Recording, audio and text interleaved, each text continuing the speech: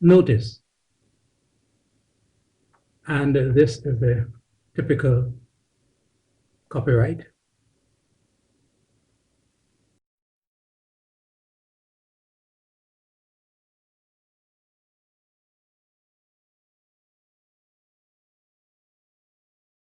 A student fixed one end of a spring on a nail and then attached different weights on the other end. She measured the extension. Now notice this is extension, not length, as in the previous case. She measured the extension of the spring when those weights were attached. The table below shows the weights and the corresponding extensions. And here's the table. You have the weight at 0.0 weight. The extension is 0.0 millimeters. And so on. At 7.2 newtons, the extension is 112 millimeters.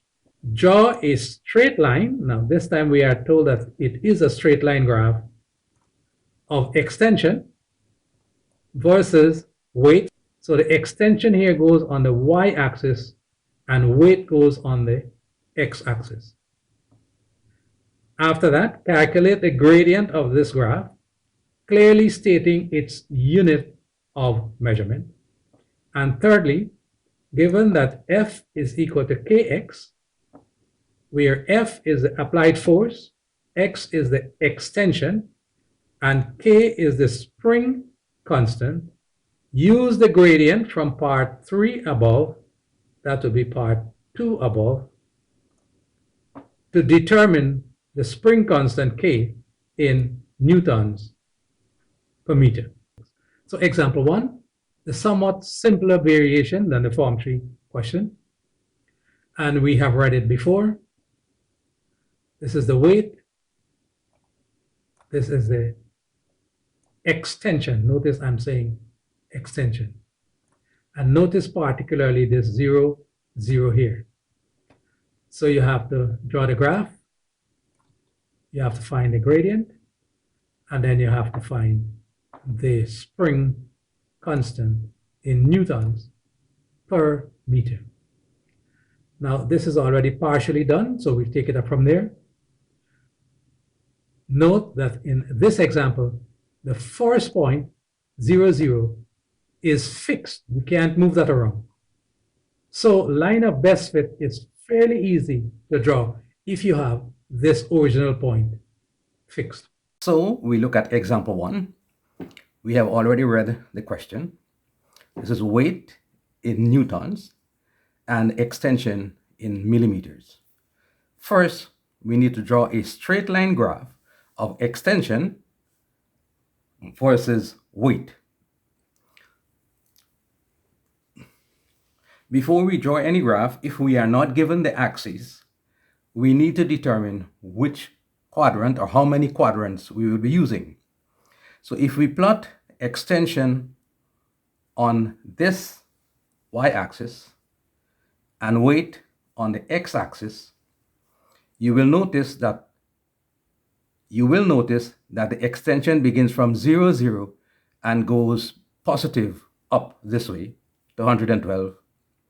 You will also notice that the weight begins at 0, 0 and goes this way, positive 7.2, which means that we will only need the first quadrant here, where you have both quantities are positive.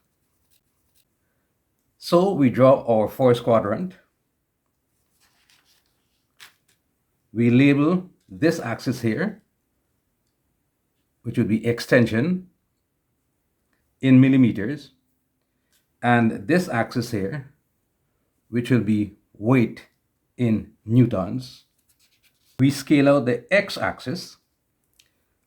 It says we are going from 0.0 to 7.2, so we'll take that to about 8. Trying to use most of this axis, we use every 2 centimeters to represent 1 newton. So that would be 1 newton, 2, 3, 4, and so we arrive at 8 newtons here. The scale, of course, is, if this is 6 and that is 7, that's 2 centimeters, then 1 centimeter would be from here to here. And so 1 centimeter would be 0.5 Newton. And the sensitivity is, if this is 6 and that is 7, that is 1, and we have 10 little divisions from here to there, we divide 1 by 10 and we get 0.1 Newton. So this would read 6, 6.1, 6.2, 6.3, 0.4, 0.5, 0.6, 0.7, 0.8, 0.9, 7, 7.1, and so on.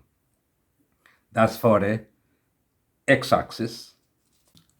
And then we scale out the y-axis. We are going from 0.0 to 112. So we may go to about 120, 130 or thereabouts. So if you start here at 0, we can use 10, 20, 30, 40, 50, 60, and so on. So that 1 centimeter will be 10 millimeters. So this is extension in millimeters. We go up to 130. The scale here now is 1 centimeter is 10 millimeters. The scale here is 1 centimeter is 10 millimeters. But you have 5 little divisions here from 0 to 10. So if you divide 10 by 5, you get 2. So the sensitivity here, the smallest quantity it can measure, the smallest difference it could measure, is 2 millimeters. Now that we have that,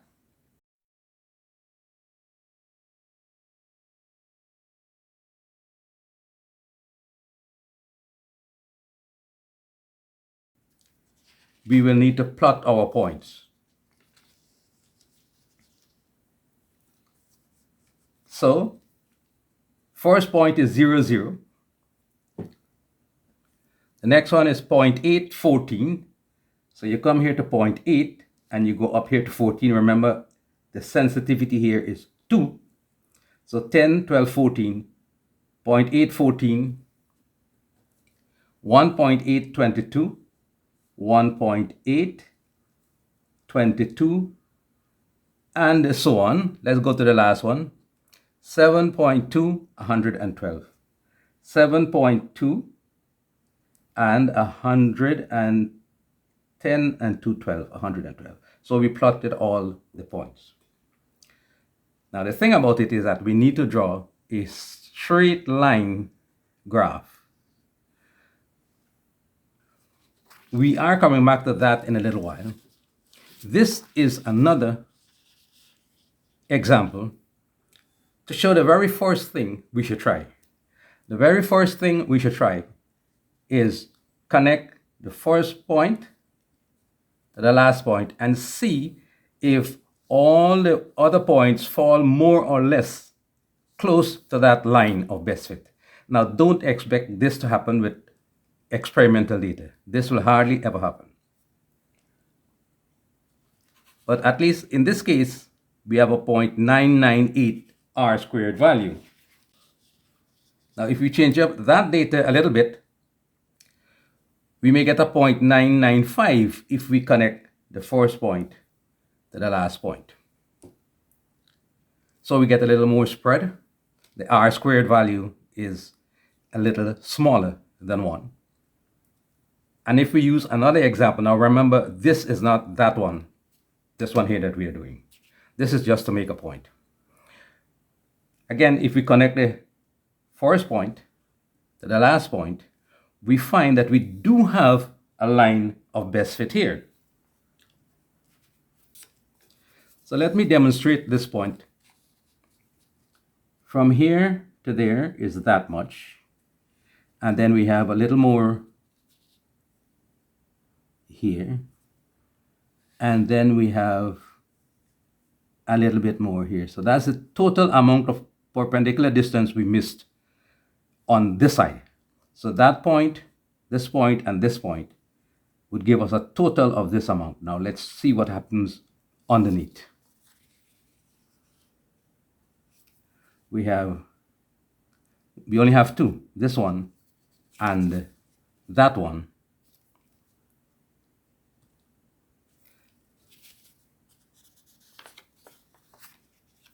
Now this one was at the top and this one is at the below.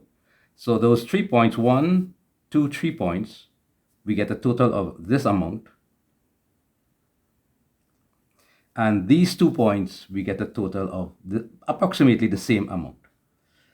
So now we know that that is the best line of best fit we can get.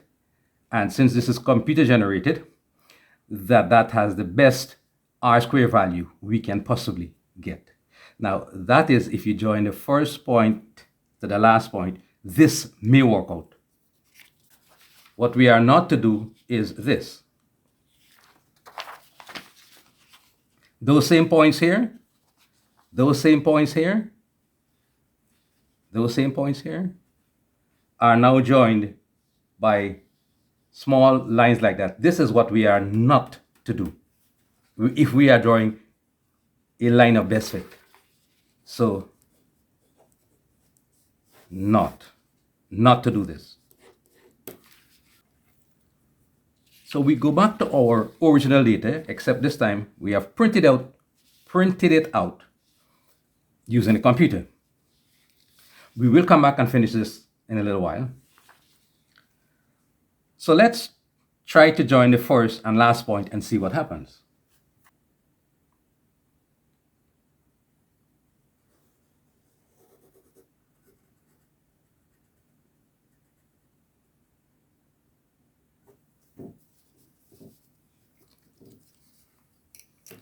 As you could see, that is not a line of best fit. Why? Well, we barely miss 1 point on the top there, and we miss 1, 2, 3, 4 points below here. But besides the amount of point, the total perpendicular distance, if I take that perpendicular distance plus this one plus that one, I will get a much larger number than just that little bit, which means that that line is not good.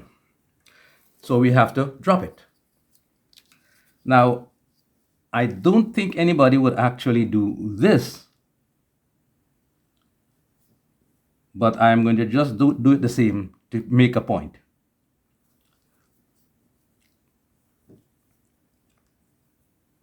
I barely touched that one, barely touched that one, barely missed that one. But if we were to do this,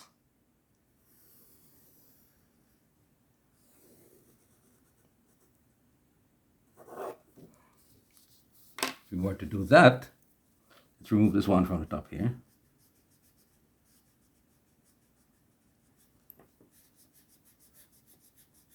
We know that one is wrong. If you leave it like that and you're doing SB, remember you would lose marks for that. All right, now this is not much better either. The problem is now we hardly miss any point below, and we miss 1 point, 2 points, 3 points, 4 points on the top. So obviously, our line must be somewhere between those two. Let me erase that.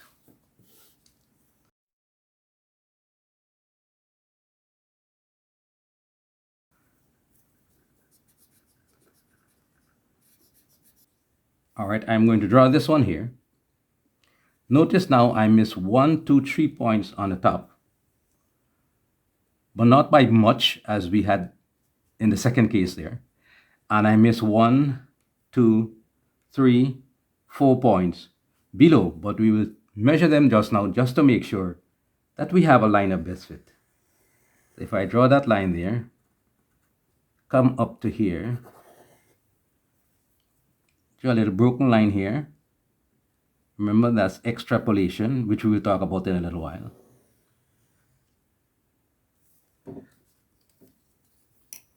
Now let's consider this. On the top, a little bit there, plus a little bit more there, plus a little bit more there. So that's the total distance we missed the point on the top. Now let's try the below. That one there. This one here. That one there. And this one here. So that's wrong. So evidently we missed it too much. We have too much below and not enough at the top. So we need to drop this. Now, if you're in an exam and you do that, that may be acceptable. But as you can see, on the top we miss one, we miss by that amount. On the top we miss by this amount. And on the below we miss by that amount. So obviously we need to drop that line a little bit, very little bit. So we could make up there a little more and down here a little less.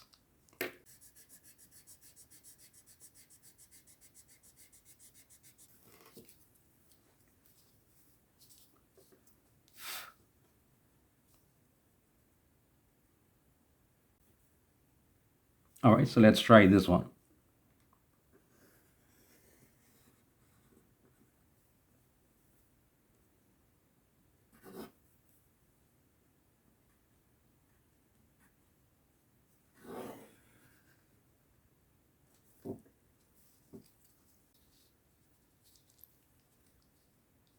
So this is the top, which is that one that we did before.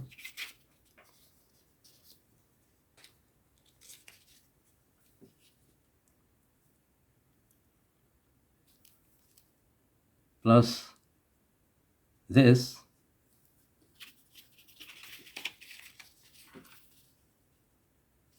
plus that.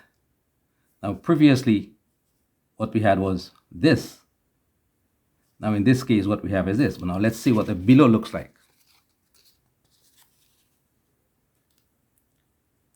That amount plus this amount plus that one plus this one, and we are still a little too much, but it would be difficult to get this exact, so we can live with that unless you have time to shift it down a little more. Remember, once you shift this down a little, you will increase that and you will decrease this. So we can live with this as our line of best fit, almost there. Let's try this one more time.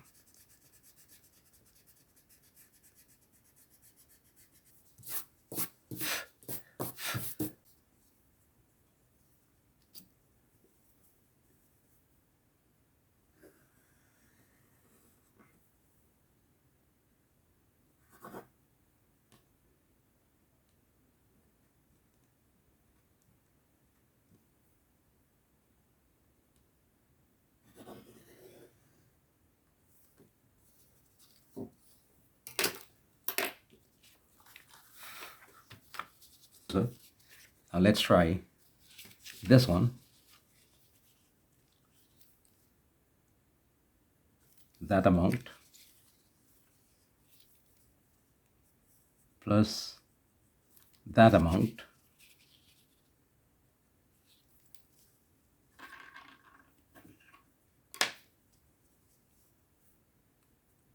plus this amount. So now we're getting that on the top. Let's see what we have on the below. That plus that plus that plus this.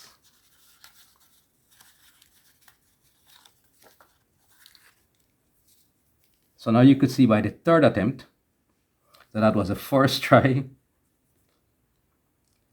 second, third. Notice that the distance missed on both sides, on each side, is the same.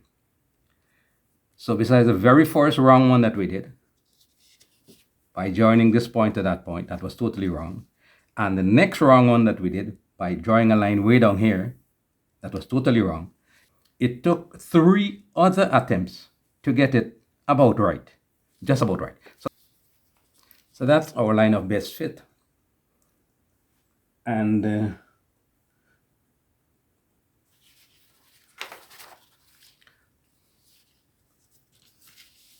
this is the computer-generated version. This is totally done by computer. That one, we did a number of attempts to get that line. In this case, I set the intercept at 0, 0, so this end will not move. Because if you have data and you have a 0, 0, it means that this has no error. The rest may have error. So we set this end not to move. Now, when you have to draw a line of best fit and you only have one end to move, it's fairly easy because this end cannot move. You just move that end up or down a little until you get it as good as that. So now we already did a number of trial and error on this. As you saw, it's the same thing.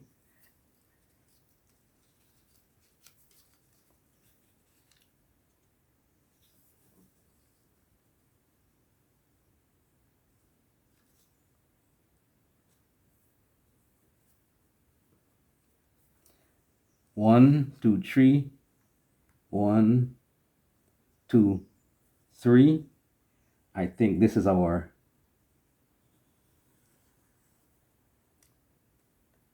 line of best fit.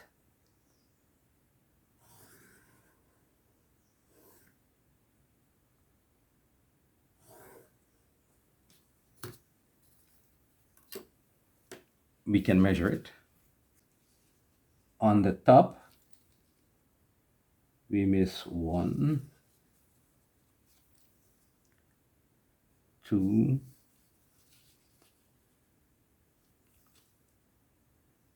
3, and on the below, we miss 1, 2, 3, 4,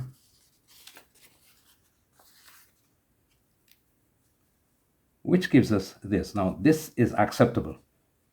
So we can work with this. Do not expect the 2 lines to end up exactly about the same. So we can live with that. So that is our straight line graph.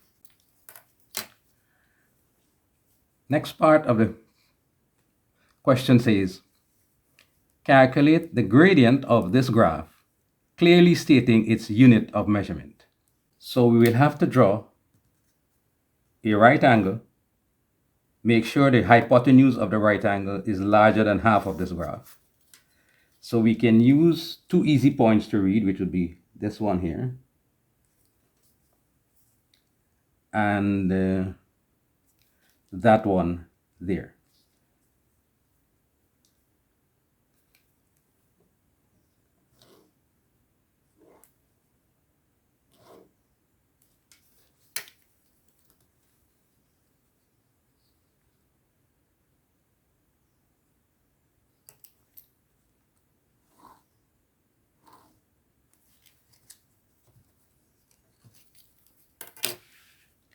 This is our right triangle.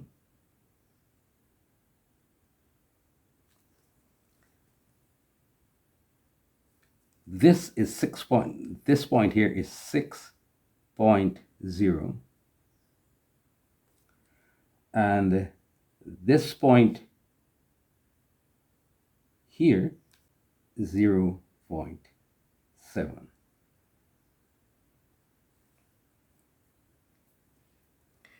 And this point going up here is 10.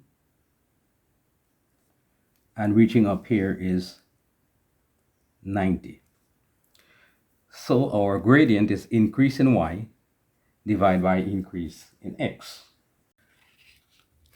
So we are calculating the gradient here. Gradient is increase in y,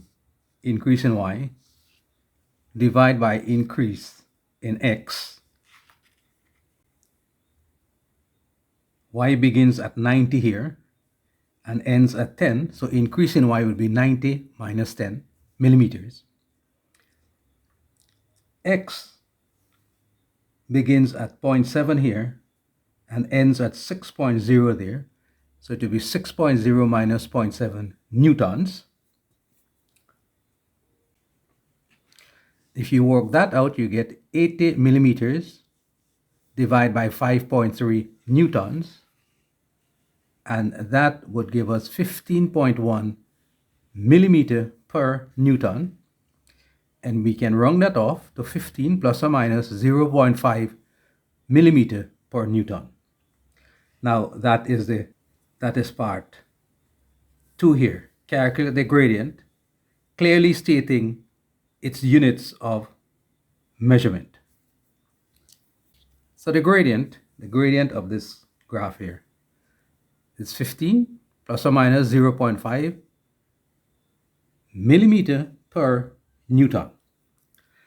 The third part of the question says, given that F is equal to Kx, where F is the applied force, X is the extension, and K is the spring constant, use the gradient from part 2 above to determine the spring constant K in Newton per meter. So we are to use this gradient up here. So we know F is equal to Kx. K is therefore equal to F over X. Now remember the gradient over here. This is F, which is force over extension. But up here we were doing extension over force. So all we have to do is inverse this gradient that we got up here. So it's gradient inverse. And that will give us Newton per millimeter. We will then multiply by 1,000 to get newtons per meter. So 1 over 15.1, that's the inverse of this, times 1,000, which will give us 66.2 Newton per meter, which is what we were supposed to do, get our answer.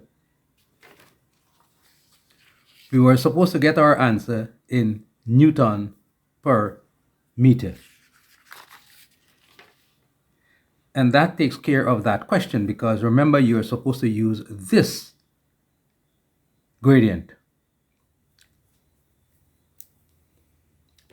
Just to verify, though, that that is correct, if we say that K is equal to F over X, and now we take F, which is 5.3, so we put 5.3 over X, but we carry the X, which is 80 millimeter, we carry it to meter straight off by dividing by 1,000. And we divide 5.3 newtons by 0.08 meter. We will get back the same 66.3 Newton per meter. And of course, if we round that off, we get 66 plus or minus 0.5 Newton per meter, which is the same thing we got up here. So this is just to verify that that system of working will give the correct answer. All right, and that brings us to the end of